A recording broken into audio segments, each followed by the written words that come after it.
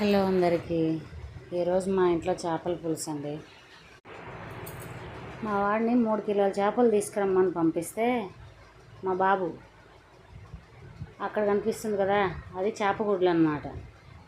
3 కిలోల చేపల్లోన కిలోకు పైన ఉందన్నమాట చేపగుడ్డే. మసాలాలన్నీ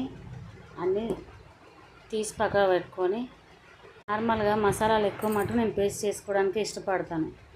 సపరేట్గా వేస్తే బయటికి తెలుస్తుంది అన్నట్టు. ఇలా మిక్సీ పట్టుకుంటే పేస్ట్ బాగా అనిపిస్తుంది నాకు. ఎవరికి నచ్చినట్టు వాళ్ళు చేసుకుంటారు, కానీ నాకు ఇలా బాగా అనిపిస్తుంది. కొన్ని మసాలాలు రోట్లో వేసి దంచుకున్నాను. వేసుకున్న మసాలా మొత్తం మంచిగా చల్లారి పెట్టుకొని మిక్సీ జార్ వేసుకొని సపరేట్ పక్కన పెట్టుకున్నాను.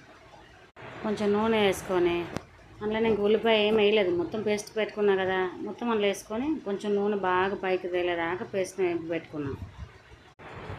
ఈ మసాలా మరి వేడెక్కేలోపు చింతపండు నానబెట్టేసుకోవాలి.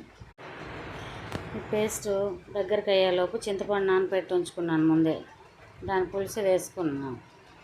ఇది వేసుకున్నాక కొంచెం కారం, పైన కొంచెం గరం మసాలాలు, మామూలు రోట్లో దంచుకున్నవి. ఈ పక్కదేమో చేపగుడ్లు పెట్టుకున్నాను అన్నట్టు. అందులో కూడా కొంచెం చాలామంది వేపుకుంటారు, నార్మల్గా ఫ్రై చేసుకుంటారు చేపగుడ్లు. నాకేంటంటే పులుసు వేసుకుంటే మంచిగా అనిపిస్తుంది. కొంచెం అటు ఇటు ఉన్నా కానీ పులుసే బాగా అనిపిస్తుంది. ఉప్పు, బెల్లం వేసుకున్నాను. దీన్ని మూత పెట్టేసిన. ఈ చేపగుడ్లకు ఆల్రెడీ ఉప్పు, పసుపు పెట్టుకున్నాను. అవి డైరెక్ట్ పులుసులో వేసుకోవడమే.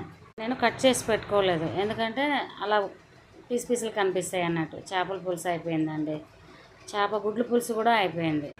నాకన్నా మా అమ్మ బాగా చేస్తుందండి. చేపగుడ్లు పులుసు అంటే చాలా బాగా చేస్తుంది. Okay, bye.